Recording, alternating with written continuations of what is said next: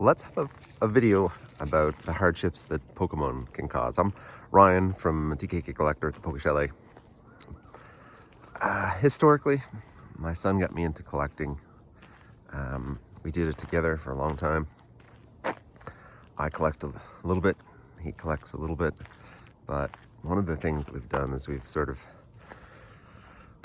we started a store up here in Canada, and the reason I want to talk about hardships is because one of the reasons we started the store was because of the challenges that Pokemon collecting presents to people.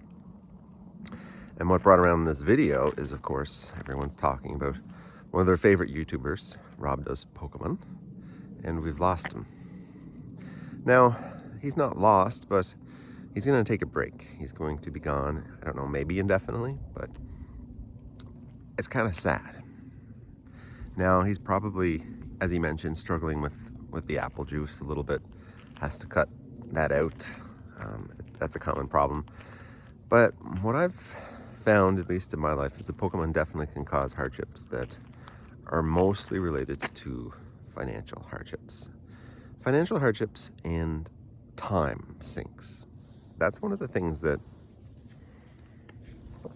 really has impacted me, is the financial side and the time sink. For the longest time, at least when Kai and I were just collectors, vanilla collectors, regular opening packs.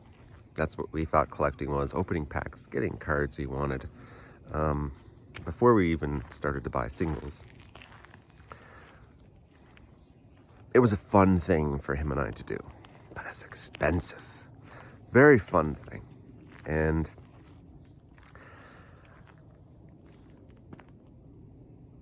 as a new collector, someone who was not extremely experienced at the time, I thought, well, look at all these beautiful, and I do like reverse hollows. Look at all these reverse hollows that are beautiful, but no one wants. And then I wanted some, and I noticed it was really hard to get. So I thought, hey, if Kai and I can offset our pack opening with selling the reverse hollows, maybe we can keep collecting. Because we were getting into the point where we had spent a lot more than what we had. What do you mean spent more than we had?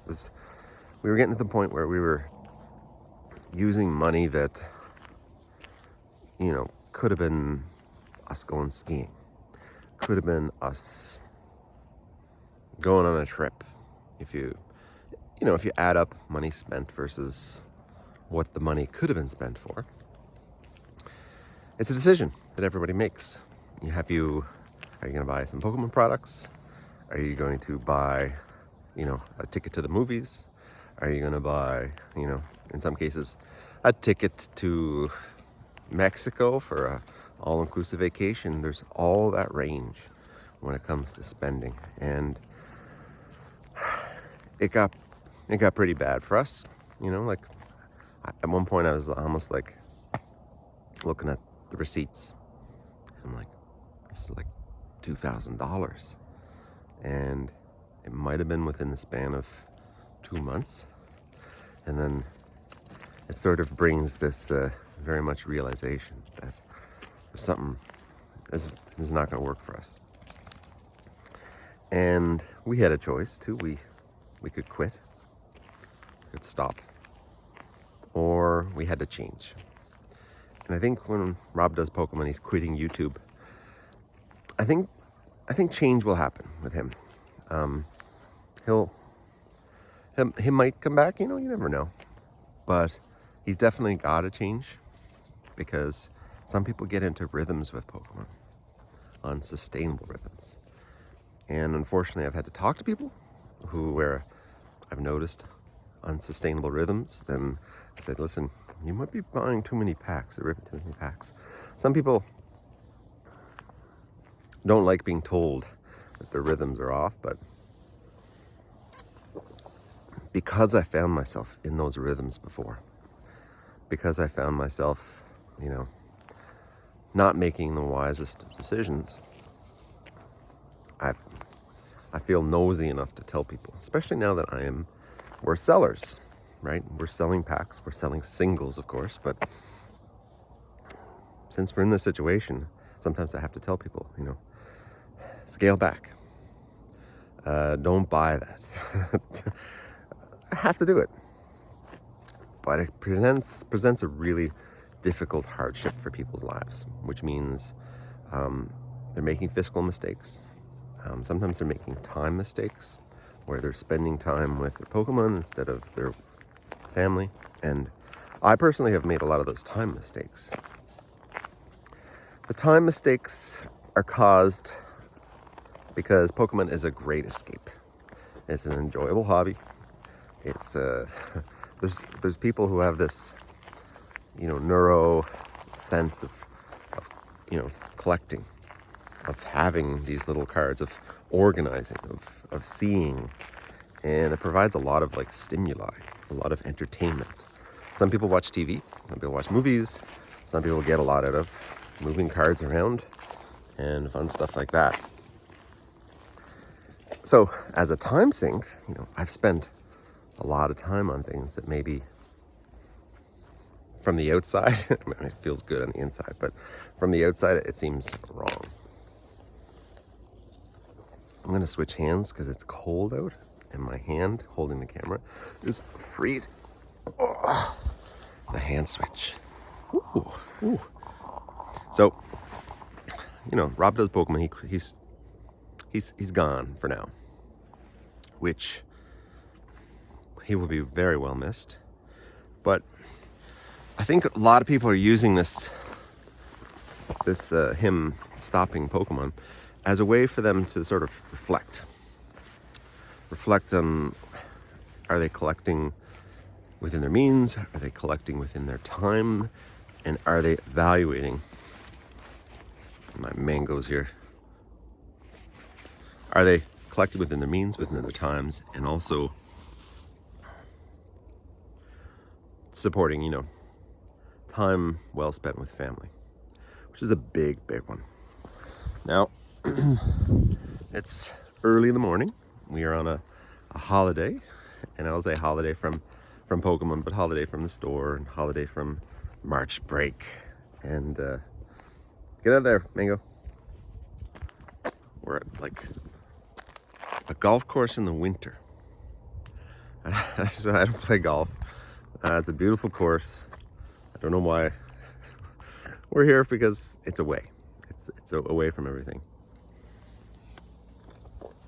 But if you're a collector and you're spending a lot of time away from your family with your collection, if you're combining your hobby with difficult things that aren't productive as well, whether they be drinking or the gambling side of pack ripping, you have to step back every once in a while and say, am I doing this right? Am I doing this correctly? Because if you don't step back and you don't consider the impacts you have on your habits, on your time spent, on how it's impacting you fiscally, then it can come back and really strike you hard. Whether it's a realization that maybe you were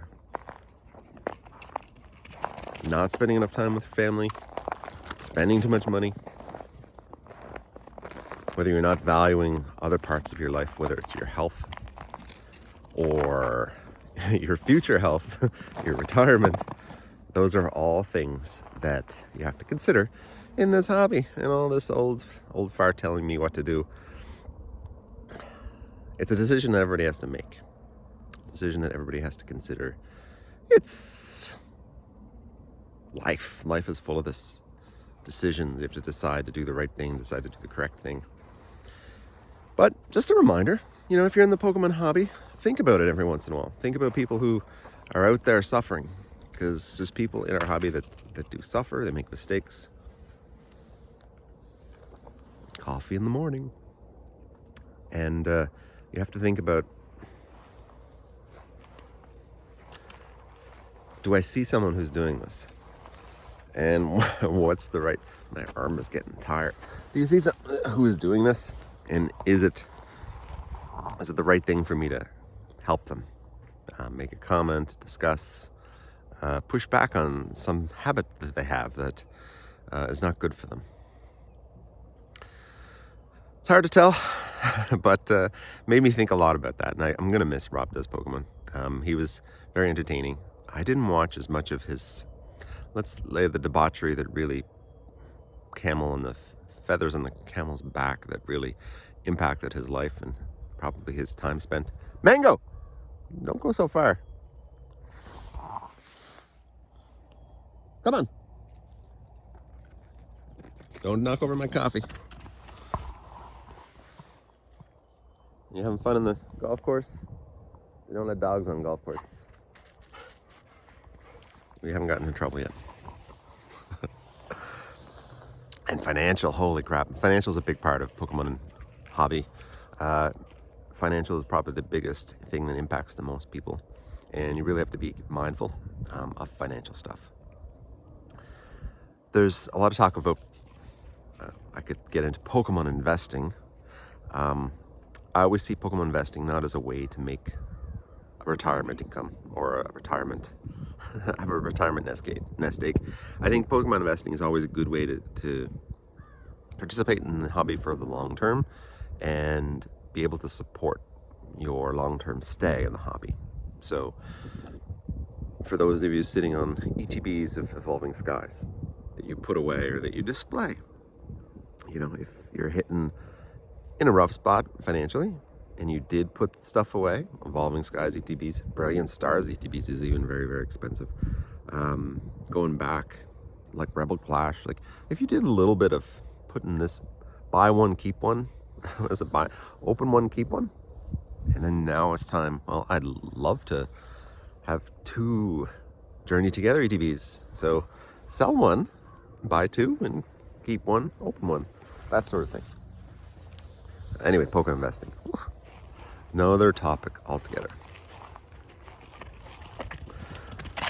So if you're a collector and you don't take a chance to step back every once in a while, look at the other things in life, judge whether you're tackling your enjoyment in the right manner. Don't want you to leave. I didn't want Rob Pokemon to leave. I would rather him, you know, give up the apple juice and focus on niching down. Just be a guy, not being, you know, I guess having his time completely robbed from the rest of his family life. And that would have been much preferable. And I hope if he ever does come back, that that's what he'll find is a balance. And that's what we all need in this collecting hobby. We hope you guys enjoyed my little discussion. I thought a lot about Robin. I don't know if this video makes sense, but I wanted to make it. See you guys soon.